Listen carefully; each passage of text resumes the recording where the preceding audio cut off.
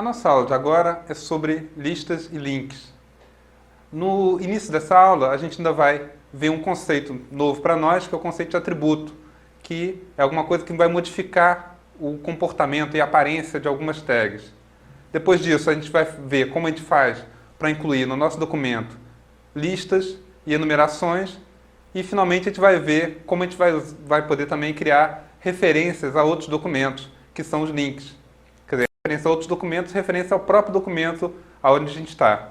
Aqui nessa janela inicial, nessa transparência inicial, a gente tem um exemplo ali que, por acaso, ele junta esses dois conceitos, o conceito de listas e o conceito de links. Antes de começar a falar sobre essas novas tags, vamos falar sobre os atributos. Algumas tags, elas têm atributos que podem modificar a sua aparência, a forma de apresentar o conteúdo daquela tag. Em outros casos, existem atributos, determinadas tags que necessitam de um ou dois atributos, que um ou dois atributos sejam definidos para que faça algum sentido dentro do documento. O que é um atributo? Um atributo, ele pode ser uma palavra isolada ou ele vai precisar de um valor que vai definir como aquele atributo vai agir. Então ele pode aparecer tanto na forma como um nome dentro da tag, entre o maior e o menor da tag, ou pode aparecer como um par, nome igual a valor. Esse valor ele pode ou não estar entre aspas. Na verdade, não é obrigatório que esteja entre aspas, a menos que a gente precise colocar nesse valor algo como um espaço em branco. Então, para o navegador poder saber que aquilo ali não são dois atributos, mas sim o valor de um atributo, então eu tenho que botar esse valor entre aspas. Nos exemplos do curso, vocês vão ver, ora, valores usados entre aspas, ora fora de aspas. O atributo, então, ele vai aparecer na tag, quer dizer, entre o menor e o maior da tag, depois do nome da tag. Eu posso ter um ou mais atributos definidos para a mesma tag. Quer dizer, desde que eles não tenham valores conflitantes, o que eu vou ter é uma combinação de efeitos produzidos por esses atributos. Então, para ilustrar o conceito de atributos, vamos começar por uma das tags que a gente já viu, que foi a tag HR, que cria aquela linha horizontal na nossa página. Então, a tag HR, como a gente pode ver aqui, ela tem 4 atributos. Ou, na verdade, são 3 atributos, sendo que um deles pode receber 2 tipos de valores diferentes. Quer dizer, então, a gente tem o atributo size. O que faz o atributo size? Ele define a altura que vai ter essa linha horizontal. Quer dizer, então, o atributo size ele é um daqueles tipos de atributos que precisam ter um valor associado. Quer dizer, então, ele vai aparecer na tag na forma size igual a um valor numérico. Outros atributos que a gente tem. O atributo width, por exemplo. O atributo width ele é a largura dessa linha horizontal em relação à janela do navegador. Quer dizer, ela pode ser uma largura absoluta, ou seja, eu vou especificar um número de pixels que ele vai ocupar nessa janela, o número de pontos da janela que ele vai ocupar, ou pode ser um valor relativo.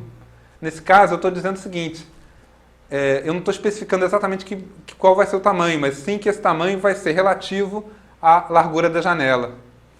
Como é que eu diferencio uma da outra? No primeiro caso ali, onde eu tenho width igual a um número, um valor n, então é o valor absoluto. Esse n vai ser o número de pixels de largura dessa minha horizontal. Se eu acrescentar ao final desse n, logo após esse n, o caractere %, então eu estou usando a versão relativa.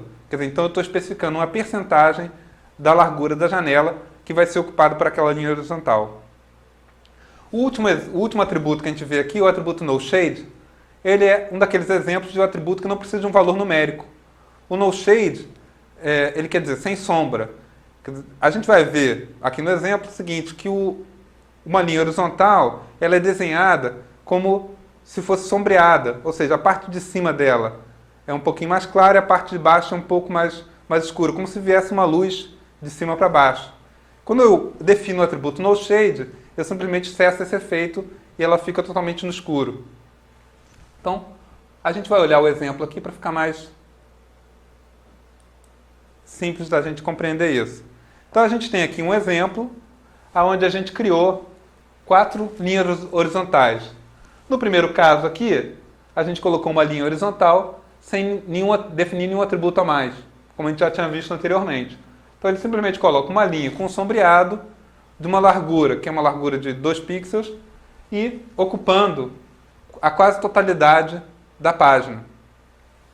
No segundo caso, eu defini o atributo width e coloquei como valor desse width 50%. Então, se vocês acompanharem pelo exemplo, vocês vão ver que a linha ela ficou bem menor e ela ocupa exatamente 50%, a largura dela é 50% da largura da janela onde ela está sendo visualizada. No terceiro caso, eu não defini o width, mas defini o size igual a 10. Então, em vez de ter uma linha de altura pequena, uma linha fininha, eu tenho uma linha de largura 10, de altura 10. E o último caso, eu combinei 3 atributos. Eu estou combinando o atributo width, o atributo size e o atributo noShade. Então, eu tenho um width de 50%, que vai dar a minha linha horizontal ocupando 50% da janela, o size igual a 10, que fez uma linha alta, e coloquei o noShade. Então, ele não tem mais aquele efeito de iluminação por cima, ele fica todo na sombra, ou seja, todo escuro, uma cor sólida por cima. Em várias das tags que a gente vai ver daqui adiante, a gente vai sempre falar dos atributos que essas tags suportam. Quer dizer, nem toda tag suporta qualquer atributo. Alguns atributos só fazem sentido em algumas tags. Exemplo de um atributo que pode ser usado em várias tags é o atributo align. O atributo align, ele até a versão 4 do HTML, ele era a única possibilidade de você fazer alinhamento de texto dentro de uma página. A partir da versão 4, o atributo align ele é recomendado que ele seja esquecido, porque agora a gente tem um recurso muito mais poderoso que isso, são as folhas de estilo. Mas, por enquanto, os navegadores eles ainda reconhecem esse atributo. É possível que em versões futuras isso já não ocorra mais. Mas o atributo align ele é um desses atributos que serve para várias tags. O align ele vai determinar então como vai ser o alinhamento do texto definido por essa tag. A gente vai poder receber 4 valores nesse atributo: right, left, center e justify, que define os alinhamentos à direita, à esquerda, centralizado e justificado, ou seja, alinhado tanto à esquerda quanto à direita. Para ver um exemplo desse tipo de atributo, a gente então tem aqui vários textos escritos em parágrafos, onde nesses parágrafos foi definido o atributo align. Então, cada um desses textos está compreendido dentro de uma tag P. E para cada texto, a tag P teve seu atributo align definido. Então, o primeiro texto aqui, que começa ali por esquerda, está definido com o atributo align, com o atributo align igual a left, que é o alinhamento à esquerda. Então, se vocês observarem,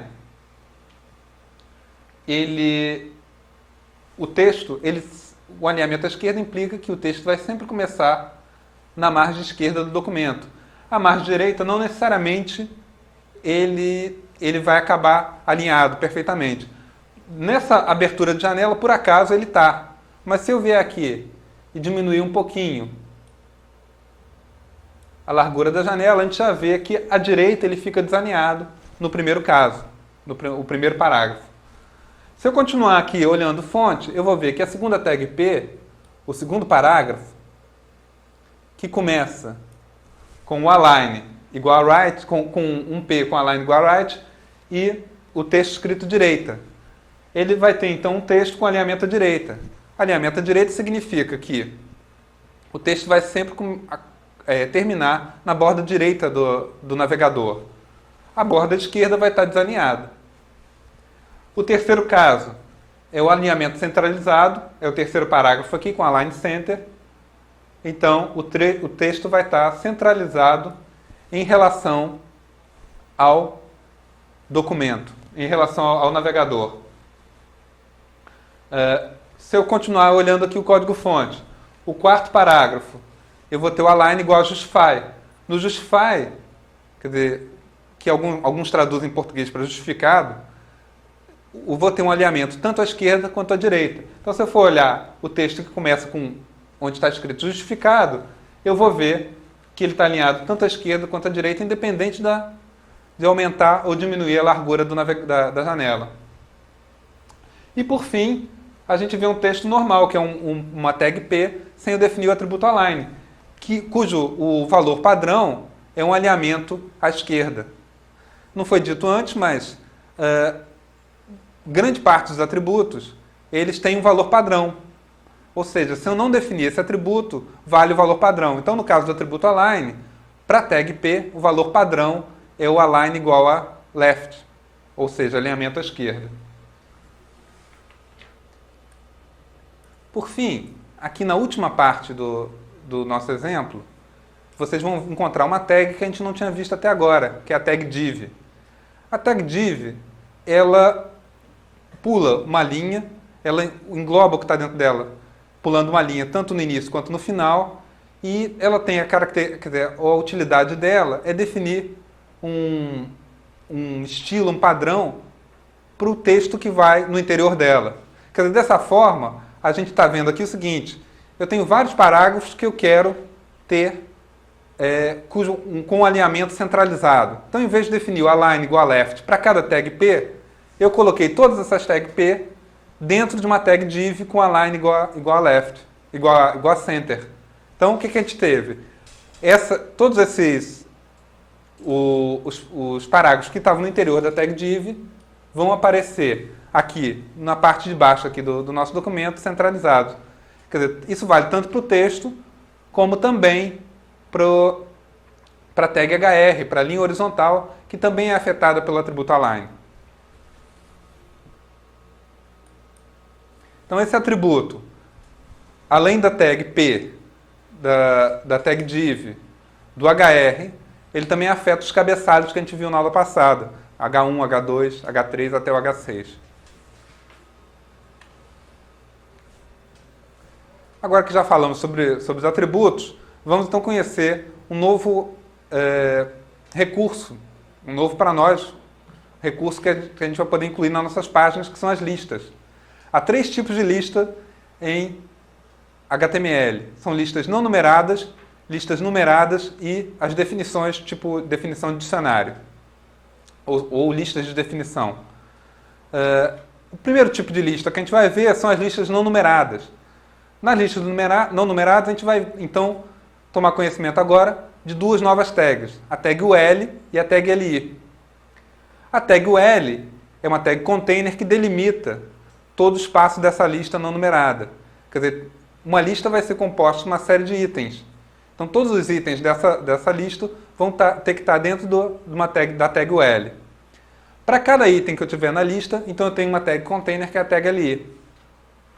A tag LI, ela tem um efeito, que é colocar um símbolo gráfico no início de cada item. Então, como a gente pode ver aqui no exemplo, do lado esquerdo, a gente tem o código HTML que vai criar uma lista.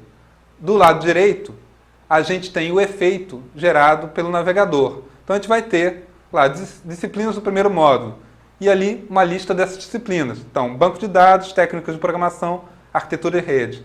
Banco de dados é o primeiro item, técnicas de programação é o segundo e arquitetura e redes é o terceiro. Cada item é começado por um símbolo gráfico. A gente pode acompanhar isso também aqui pelo primeiro exemplo, que é aquele mesmo que está na transparência. A gente pode ver aqui o código fonte à esquerda e o resultado à direita. Uma coisa a mais que faltou acrescentar aqui é o seguinte: além desse símbolo gráfico, cada item ele é deslocado à direita em relação ao início do parágrafo. Quer dizer, então, a gente pode ver que o texto que está antes da tag UL, ela aparece colado à margem esquerda da janela. Já cada um dos itens da lista vai estar ligeiramente deslocado para a direita.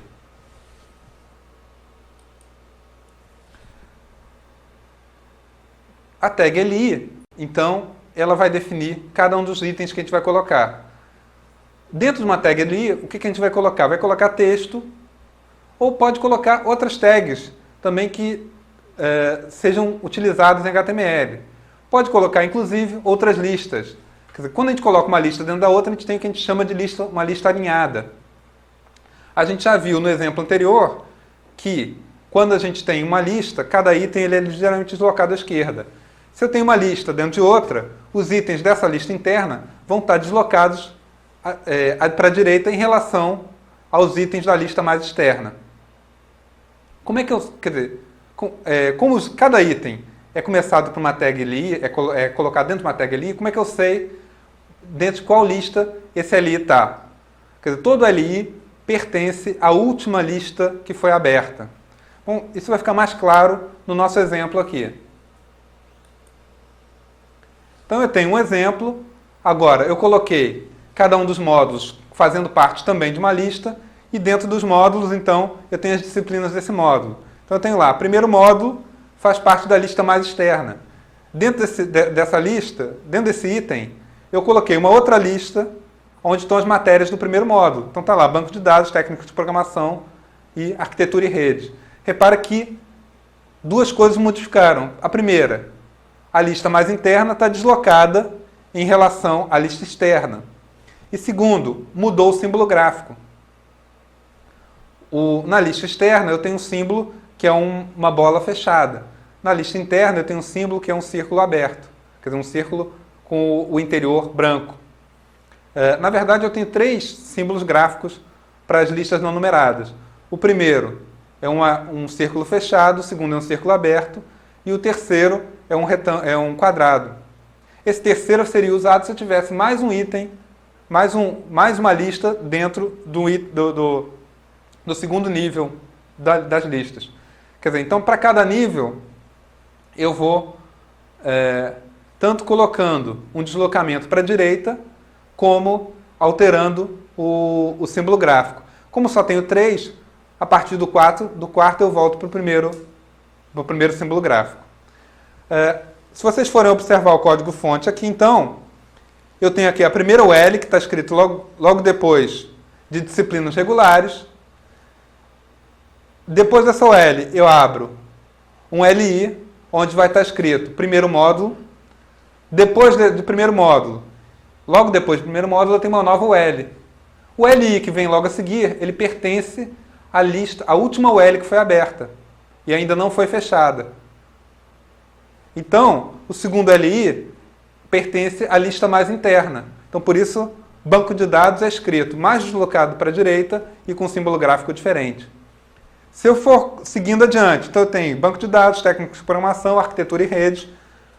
Aí, então, eu vou ter um barra OL, vai estar fechando essa lista interna. Tem um barra LI fechando o item primeiro módulo, e eu vou ter um novo LI, onde vai estar escrito segundo módulo. Depois desse LI, eu tenho uma nova tag UL. O próximo LI diz respeito a essa última UL, a UL mais próxima e que ainda não foi fechada. E assim por diante, até o fim do nosso exemplo.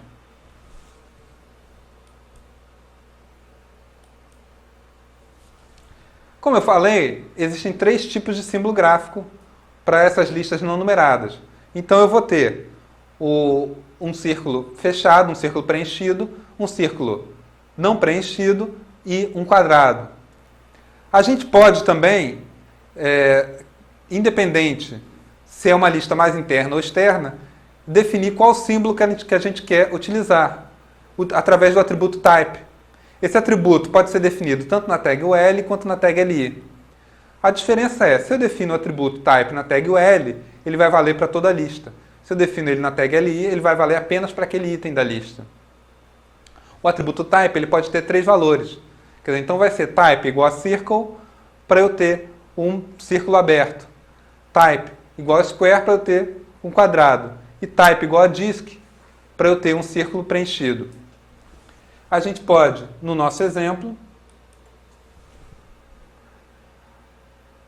a gente fez uma modificação no exemplo anterior para incluir definição do atributo type em vários dessas tags. Quer dizer, o que vai acontecer diferente agora é o seguinte, é que já independente se é o primeiro, a lista mais externa ou mais interna, o que vai definir qual é o símbolo gráfico é o valor do atributo type. A gente pode ver isso, então, logo no segundo item da lista mais externa, onde eu defini o type igual a circle, então apareceu ali o círculo não preenchido, ao invés do círculo fechado, como normalmente seria. No item abaixo, no terceiro módulo, voltou o círculo fechado. Na lista interna, a gente também inverteu o tipo do símbolo gráfico, só que dessa vez para a lista inteira. Então, na tag OL, eu fiz um type igual a disk, então todos os elementos da lista interna ficaram com o círculo fechado, independente do fato de ser uma lista interna, então normalmente seria o círculo aberto.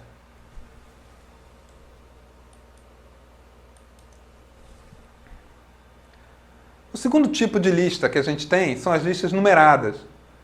Diferente das listas não numeradas, o que vai aparecer não é um símbolo gráfico, mas sim uma numeração que é colocada automaticamente. Então, logo em frente ao primeiro item vai aparecer o 1, em frente ao segundo item vai aparecer o 2 e assim por diante. Como a gente pode ver aqui no exemplo aqui nessa transparência.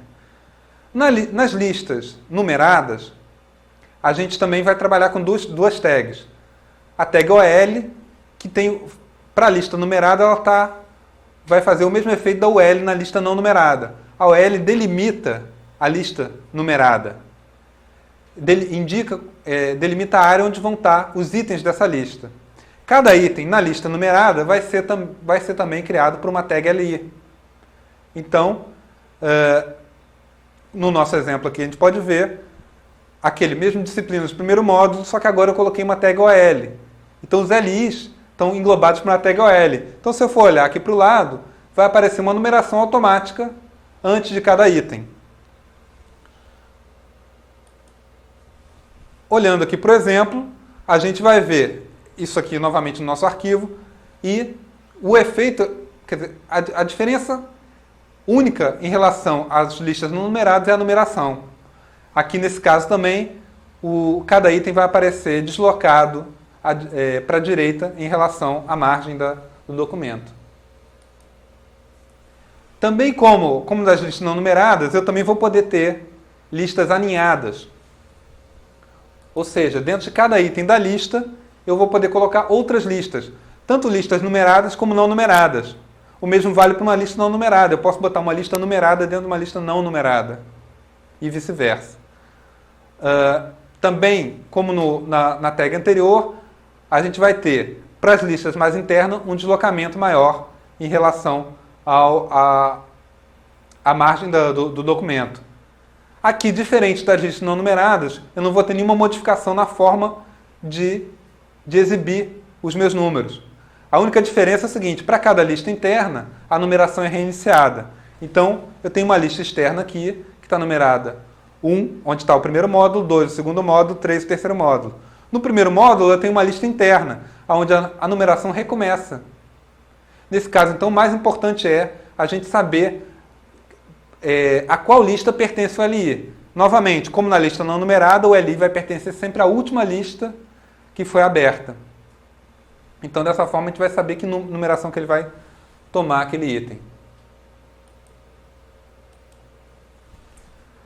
Como nas listas não numeradas a gente tinha 3 tipos de símbolo gráfico, nas listas numeradas, a gente vai poder modificar a apresentação também desse número da lista.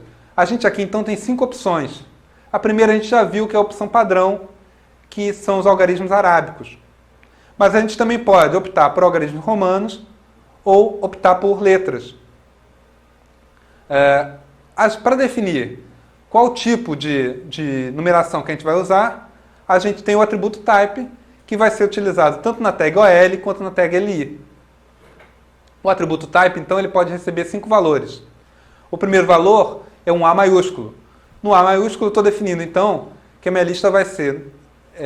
cada item vai ser começado por uma letra maiúscula. Se eu colocar um type igual a minúsculo, cada item vai começar com uma letra minúscula. Se eu começar com L, com I maiúsculo, eu estou definindo algarismos romanos em maiúsculos. Se eu definir o I minúsculo, algarismos romanos em minúsculo. E se eu definir o type igual a 1, então é algarismos arábicos, que também é o valor default, o valor padrão, que eu não preciso especificar.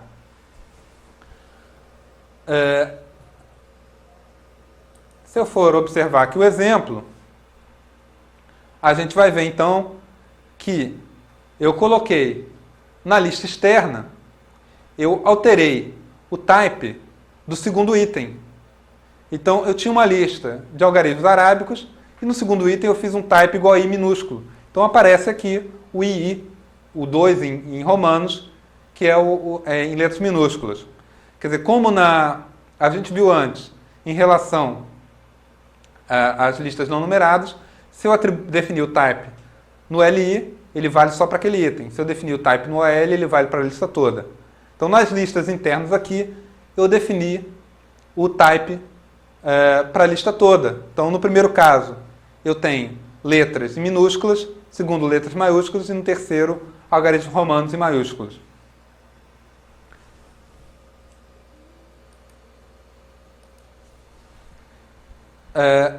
Para além do atributo type, eu vou ter mais dois atributos, né, nas listas numeradas.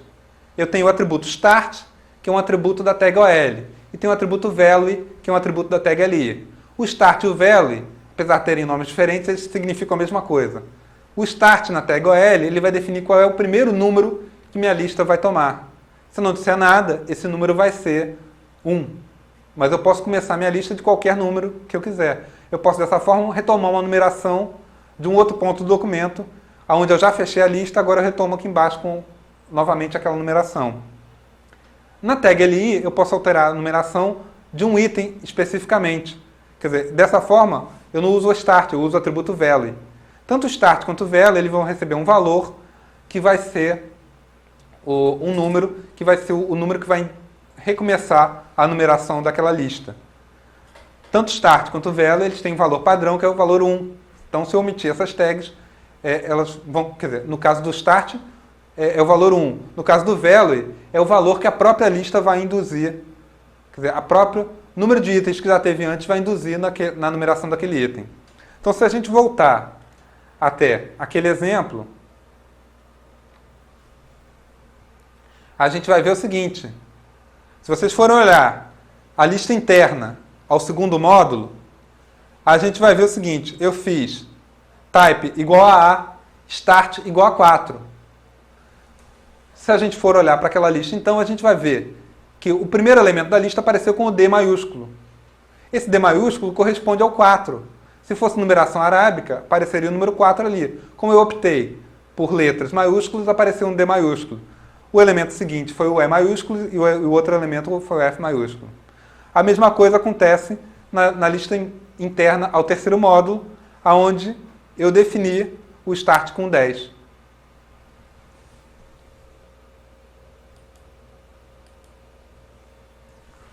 O último tipo de lista que a gente vai ter são as listas de definição. As definições do tipo dicionário. Quer dizer, se você for olhar um dicionário, como é que acontece? A gente tem um título e depois uma explicação para aquele título. Então, assim são as listas de definição que a gente tem no HTML. Como as outras listas, a gente vai ter uma tag para delimitar o intervalo todo da lista. Essa tag vai ser a DL. Então, dentro do DL, da tag DL, vão estar as minhas definições. Para as definições, eu vou ter duas tags. A primeira é a tag DT. A DT vai dizer o título dessa definição. A DD vai ser a explicação daquele título. Então, no nosso exemplo aqui, a gente já tem ali conceitos básicos. Logo depois de conceitos básicos, a gente vai começar uma lista de definições. Então, está lá a tag DL. Dentro da tag DL, a gente vai ter, então, primeiro uma DT, que é HTML, onde tem o texto HTML. Depois que foi fechada essa tag DT, a gente abre uma tag DD, onde vai estar a explicação do que é HTML. Quando eu fecho a tag DD, eu vou abrir uma nova DT. Então tem ali a explicação de URL. Quando eu fechei essa tag dt, eu vou abrir a explicação do que é URL com a tag dd. O efeito criado pelo navegador é o que a gente está vendo na direita. Então, logo abaixo logo a tag DL, ela vai pular um parágrafo para começar a lista de definições. Depois, na lista de definições, o que está dentro do DT vai aparecer colado à margem esquerda. O que está dentro do DD aparece deslocado em relação a essa margem esquerda, deslocado para a direita. Novamente, o que vale também para as listas de definições vale como vale para as outras listas. Quer dizer, no caso, se dentro de um LI eu podia colocar outras listas, eu podia ter listas alinhadas, eu também dentro de um DD ou de um DT eu posso ter outras listas alinhadas. E o que ele vai fazer é o seguinte, esse efeito de deslocamento para uma lista alinhada, ele vai também deslocar em relação à margem esperada. No nosso exemplo aqui é exatamente igual ao que está aqui na transparência, onde eu tenho essa lista de conceitos básicos, os títulos de cada definição e cada definição a seguir ao título.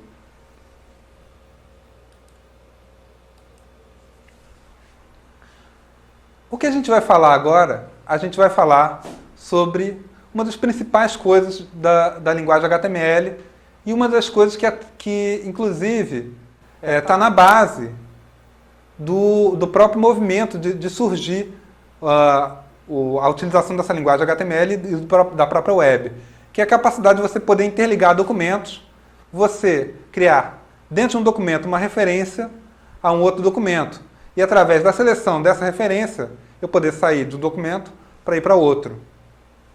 Esse tipo de referência a gente chama também pelo nome de links. Vocês com certeza já viram isso, navegando na internet, já viram uma série de links. Usualmente eles aparecem da seguinte forma. Eu vou colocar um texto, o texto que é um link, ele vai aparecer sublinhado e numa cor ligeiramente diferente na página. Esse é o comportamento padrão. Esses textos sublinhados, esses links, eles são criados em HTML através da tag A. A tag A é uma das tags que ela precisa necessariamente de um atributo para fazer sentido. Quer dizer, então, a tag A, usualmente, a gente vai definir o atributo href. Esse atributo href, o que ele é? O valor do atributo href é a URL do documento que vai ser carregado quando aquele link for selecionado.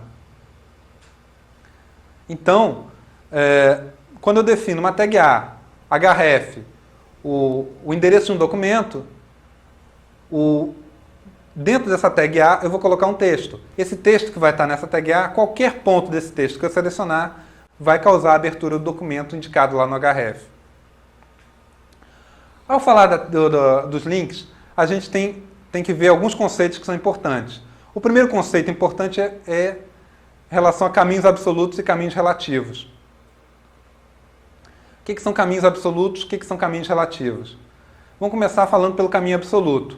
Aquela formulação que a gente viu, aquele sintaxe que a gente viu de URL na aula passada, a sintaxe completa, é o que a gente chama de caminho absoluto. É equivalente a, por exemplo, você escrever uma carta e você botar toda a especificação do endereço da pessoa, que é o que usualmente a gente faz. Então eu coloco lá, eu vou colocar o país, Brasil, vou colocar o estado, Rio de Janeiro, vou colocar a cidade, Rio de Janeiro, por exemplo, ou outra cidade do Rio de Janeiro, vou colocar o bairro e, por fim, coloco a rua, o número da rua, toda a especificação. Quer dizer, quando eu entrego essa carta para alguém, a pessoa olha aquilo, ela sabe exatamente aonde a pessoa que tem que receber essa carta vai ser encontrada. Toda a especificação está ali. Esse é o endereço absoluto. Agora, em algumas situações, não faz sentido eu usar endereço absoluto. Vamos supor que eu esteja numa sala aqui e eu quero entregar um bilhete para um colega meu que está numa sala ao lado.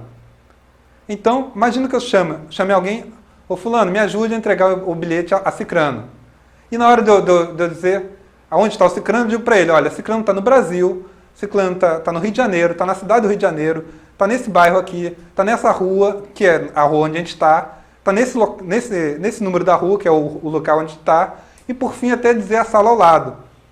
O fulano vai olhar para mim e vai dizer assim, mas peraí, por que você não disse logo de cara que era a sala ao lado?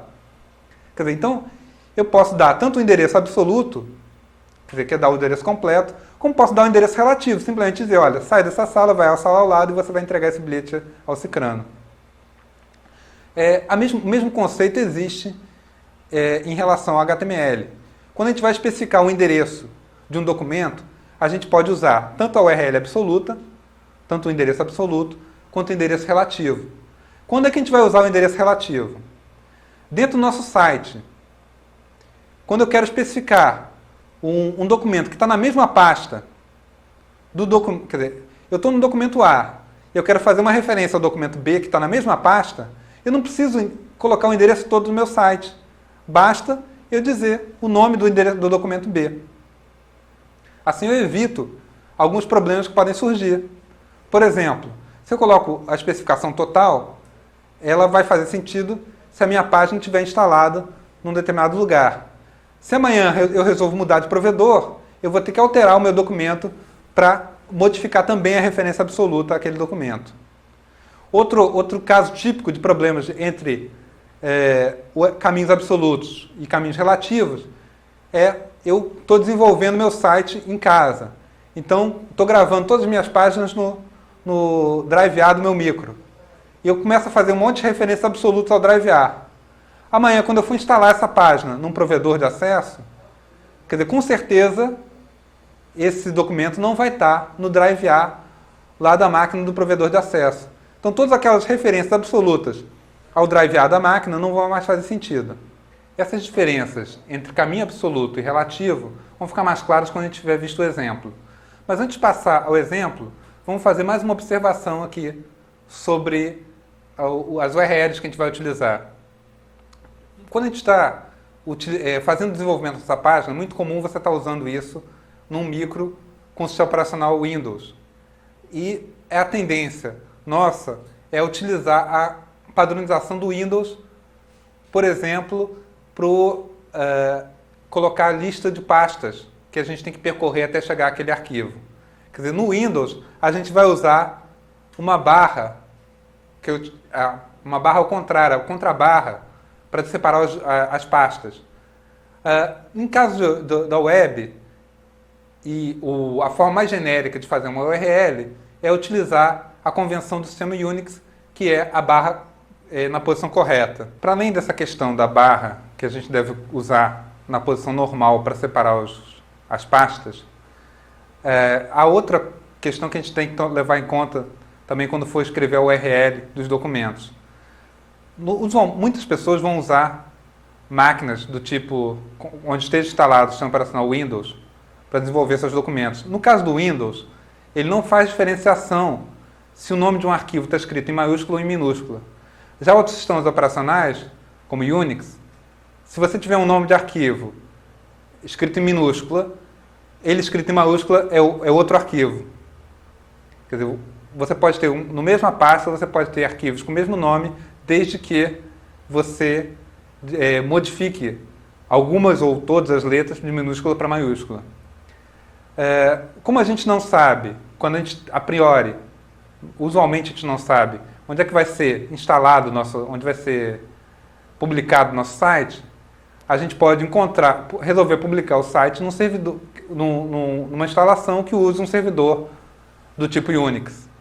Nesse caso, então, se a gente não toma cuidado em verificar a coerência entre nomes com maiúsculas e nomes com minúsculas, a gente vai ter problema de links que não vão levar a lugar algum. Então, essas duas observações, na forma mais padrão da URL, a gente tem que levar em conta tanto a barra de separação das pastas, quanto sempre tomar cuidado com relação a nomes maiúsculos e nomes minúsculos.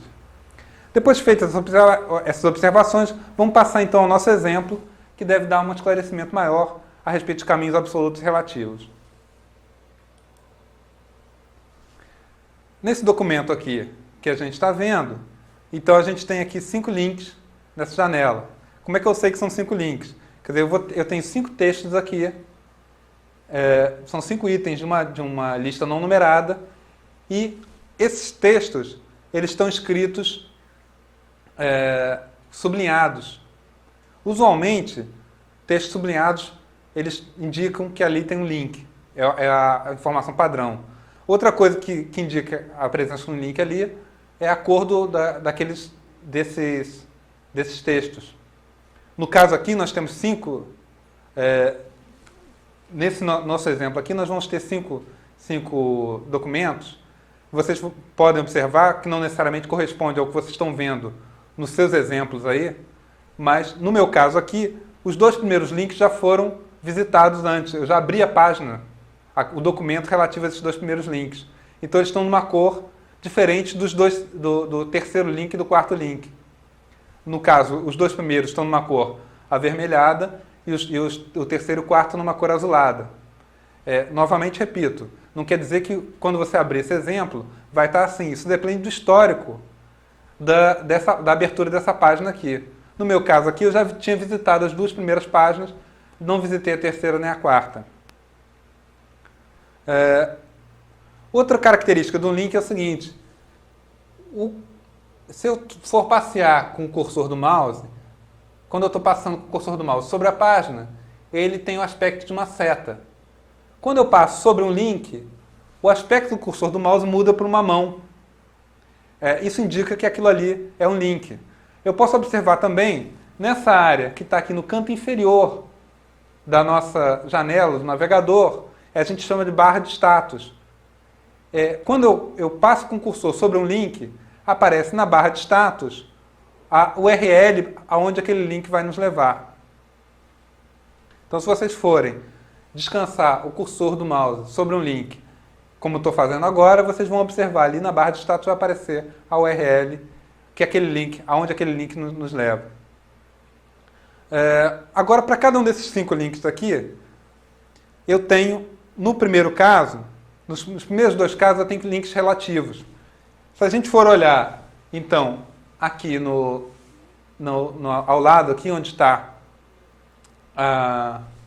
o código-fonte, vocês vão reparar o seguinte: o valor atribuído a href não tem aquele valor, não é aquele valor completo que a gente viu quando a gente falou de URL. Não tem http : não tem o //, eu vou direto ao nome, no caso do primeiro link, eu vou direto ao nome do arquivo. Então, é o caso seguinte: o primeiro link aqui é um link relativo a um documento que está na mesma pasta aonde está o meu documento original. Então, se eu selecionar esse primeiro link, abriu aqui o meu documento. Se eu apertar backspace aqui, eu volto ao documento que eu estava visualizando antes de eu selecionar o link. No segundo link do nosso exemplo aqui, a gente também vai ter um link relativo. Só que aqui, diferente do primeiro, o documento que eu estou referenciando, ele não está na mesma pasta aonde está o meu documento. Ele está numa subpasta chamada imagens. Então, não há problema. Quer dizer, o que indica que é um documento relativo, que indica o seguinte: eu dar a indicação relativa ao ponto onde eu estou. Eu não preciso dar a URL completa. Então, simplesmente, se aquele documento está numa subpasta, eu tenho que dar o nome da subpasta e dentro da subpasta o nome do documento. Assim, eu posso selecionar aquele documento e ele vai abrir o documento da subpasta. Com backspace eu volto aqui e a gente vai ver então o terceiro e o quarto links aqui desse documento. Nesses 2 casos eu usei 2 links absolutos. Ambos esses links absolutos, eles fazem referência a documentos que estão no Drive A. Naturalmente, para esse exemplo funcionar, eu me certifiquei que aqui no meu Drive A tem um disquete com o documento que eu vou estar referenciando. Então eu vou conseguir abrir. Se o disquete não estiver no Drive A ou aquele documento não existir, ele não vai conseguir abrir o documento. Porque se você for tentar fazer isso e não tiver o documento correspondente no Drive A, ele não vai conseguir abrir o documento. A diferença do terceiro link para o quarto link, ambos referenciam o mesmo arquivo. No terceiro, eu estou fazendo essa referência utilizando uma sintaxe que só é válida no sistema Windows. Quer dizer, se eu estiver usando o Explorer no Windows, na minha casa, isso vai funcionar. Mas se em qualquer outra situação, isso não necessariamente mais vai funcionar. Então, o quarto link é a forma correta, padrão, de se referenciar a um arquivo que está no Drive A. Então, no terceiro exemplo, eu estou vendo lá, barra exemplos, barra aux201, mesmo.html. Essa é a sintaxe Windows. Funciona se eu estiver usando o Explorer. Funciona se eu estiver no sistema operacional Windows. Não vai funcionar em outras situações. No quarto exemplo, é a sintaxe genérica. Quer dizer, no lugar do protocolo, em vez de HTTP, eu tenho file, dois pontos. Em vez de ter duas barras, eu tenho três barras. Depois vem o nome do drive, uma barra em pé. Não é nenhuma barra deitada, nem a barra deitada, nem a contrabarra. E, por fim, a lista das pastas, terminada com o nome do arquivo. Então, só para a gente ver como isso vai funcionar.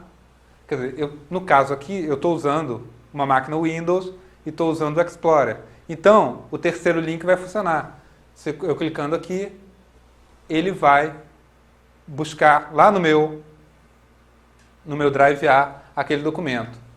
Se eu clicar no quarto, que é o mesmo documento, só que dessa vez com a sintaxe mais genérica. O quinto link que tem nesse exemplo aqui, a gente vai ver daqui a pouquinho a explicação dele.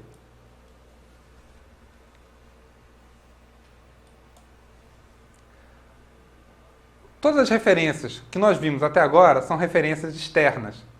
Ou seja, eu estou num determinado arquivo A e estou fazendo referência a um arquivo B. Quando eu seleciono aquele link, o arquivo B é carregado no lugar do A, substitui o arquivo A na exibição do navegador. Eu posso também fazer referências ao meu próprio documento. Quer dizer, eu posso criar um documento dividido em várias seções, onde em determinado momento eu quero fazer um link que, em vez de trazer um novo documento, ele vai para um outro ponto dentro do meu documento original. Quando a gente cria uma seção, a gente vai ter que colocar o que a gente chama de uma âncora. As âncoras, elas são criadas exatamente como os links. Quer dizer, ou seja, vão ser criadas através da tag A. A diferença de uma âncora para um link é o seguinte: o link é uma tag A, onde eu defini o atributo href. A âncora é uma tag A, onde eu defini o atributo name. Esse name é o nome de uma seção que eu estou começando naquela tag. Então, como a gente pode ver aqui na transparência, no primeiro caso eu estou criando uma seção, que eu chamei de seção ali. Eu posso botar qualquer nome que eu quiser. Normalmente eu vou colocar um nome que vai fazer uma alusão ao que vai estar naquela seção. Agora, uma vez que eu criei uma seção dentro do meu documento, como é que eu posso criar um link para essa seção? Então, se eu criei a minha seção, que eu chamei aqui de seção, e eu quero criar um link que seja uma referência para essa seção, eu vou utilizar uma tag A com href, só que o valor que eu vou estar colocando nesse href, ele vai começar com aquele caractere que a gente está vendo ali, que é o que algumas pessoas chamam de jogo da velha, outras chamam de tralha, outras chamam de number. É aquele caractere com duas barras horizontais e duas barras verticais. Então, para isso ficar mais claro, vamos observar aqui um exemplo de seção.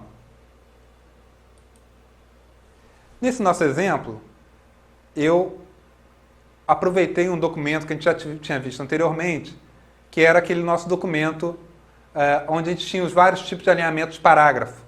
Só que agora eu vim aqui e coloquei abaixo do título, do cabeçalho da página, coloquei um menu. Eu tenho vários alinhamentos de parágrafo. Tenho alinhamento à esquerda, à direita, centralizado, justificado e normal. Tá?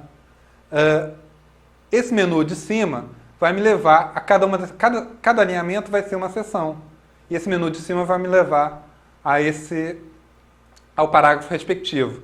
Então, o primeiro link aqui, se a gente for olhar aqui do lado, a gente vai ver o seguinte: a tag A, o href dela tem valor, jogo da velha esquerda. O segundo link, ele leva ao jogo da velha direita. Terceiro, ao jogo da velha centro. O quarto, ao jogo da velha ajustado. E o quinto, ao jogo da velha normal. Quer dizer, todos esses valores seguidos ao jogo da velha são nomes de seção que devem estar incluídos nesse documento. Então, se eu for seguindo aqui, pela barra de rolagem aqui do código-fonte, como eu estou fazendo agora, a gente vai ver, primeiro,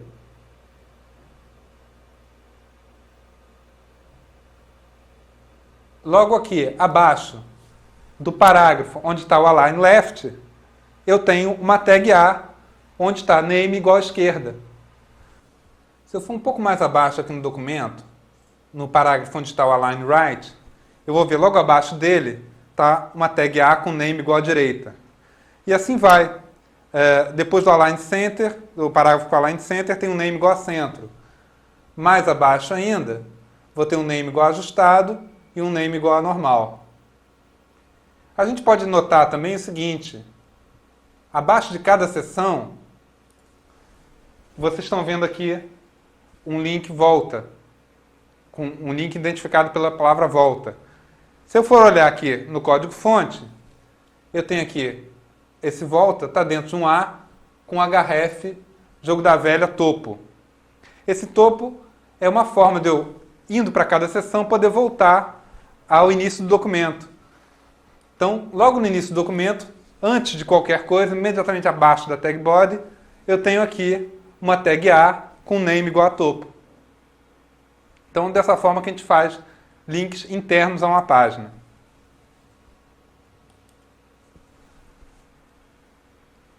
Eu utilizo âncoras não só para fazer referências internas ao mesmo documento.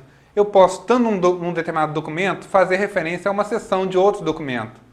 A única coisa que eu vou fazer de diferente é o seguinte, na tag A, no href, eu vou, além da URL desse outro documento, eu vou completar essa URL colocando o jogo da velha e o nome da seção. Vendo isso, a partir disso aqui, a gente pode olhar o exemplo anterior, aquele exemplo de caminhos relativos e absolutos, aquele quinto link que a gente não tinha selecionado antes.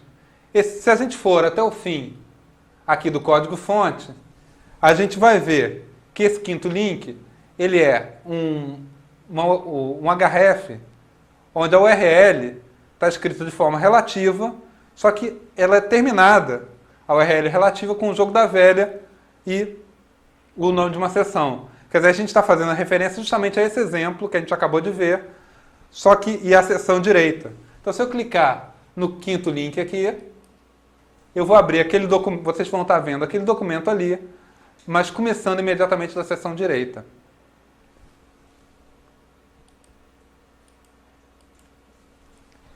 Para completar essa parte de referências, de links, a gente pode, essa URL, ela não precisa necessariamente ser um arquivo, não precisa ser um endereço onde o protocolo é HTTP. Outros dois tipos de protocolo muito comuns que a gente usa primeiro, no href usar ali, ao invés do HTTP, usar o mail to. Dessa forma, depois do mail to, vem um endereço de correio eletrônico. Essa forma de utilizar o link, ela vai fazer, ao invés de abrir um documento novo, ela vai abrir o programa cliente de correio eletrônico que esteja registrado na máquina do usuário, e esse programa de cliente de correio eletrônico já vai abrir com selecionado um determinado endereço de e-mail. É uma forma de eu criar um link que vai permitir ao usuário daquela página mandar um e-mail para a pessoa que fez aquele site. Outro tipo de protocolo que a gente pode usar, ao invés do HTTP, é começar a URL com FTP. Quer dizer, o FTP é um protocolo de transferência de arquivos que, como ele é especializado para transferência de arquivos, ele pode gerar um tráfego mais eficiente daquele arquivo. A gente pode ver essas duas formas da gente criar links aqui no nosso exemplo. Se eu clicar aqui no primeiro link aqui, o que vai acontecer agora é o seguinte, ele vai abrir o programa de correio eletrônico, aonde ali na janela já aparece no campo para, já aparece o endereço que está especificado lá no href. Da mesma forma, se eu selecionasse o segundo link aqui, ele começaria a fazer uma transferência de arquivo através do protocolo FTP.